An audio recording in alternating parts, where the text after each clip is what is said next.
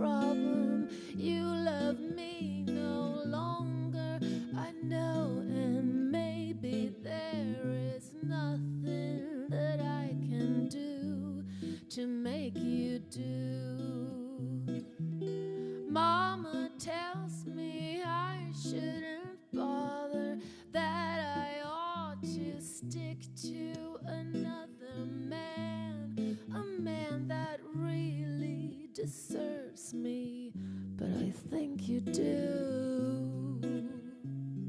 So I cry and I pray and I beg, love me, say that you love me, fool me, go on and fool me, love me, pretend that you love me, leave me, just say that you need me. So I cry and I beg for you to love me, say that you love me, leave me, just say that you need me. I can't care about anything but you.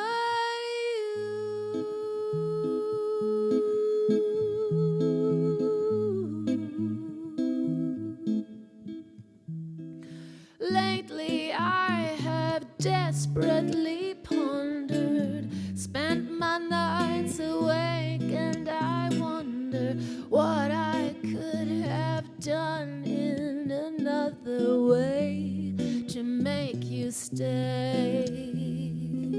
Reason will not lead to solution, I will end up lost in confusion. I don't care if you really care, as long as you don't go. So I cry, I pray and I beg, love me, say that you love me, fool me, go on and fool me, love me, pretend that you love me, leave me, just say that you need me. So I cry and I beg for you to love me, say that you love me, leave me, just say that you need me. I can't care about anything but you, anything but you. Love me, just say that you love me. Fool me, go on and fool me. Love me, I know that you need me. I can't care about anything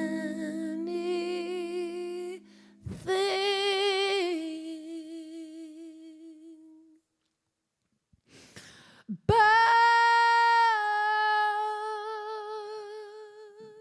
the same old fucking you.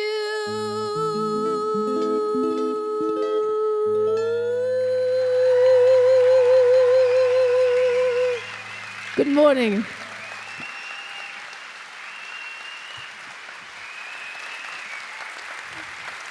Ladies and gentlemen, Nina Persson and Oskar Humlebo!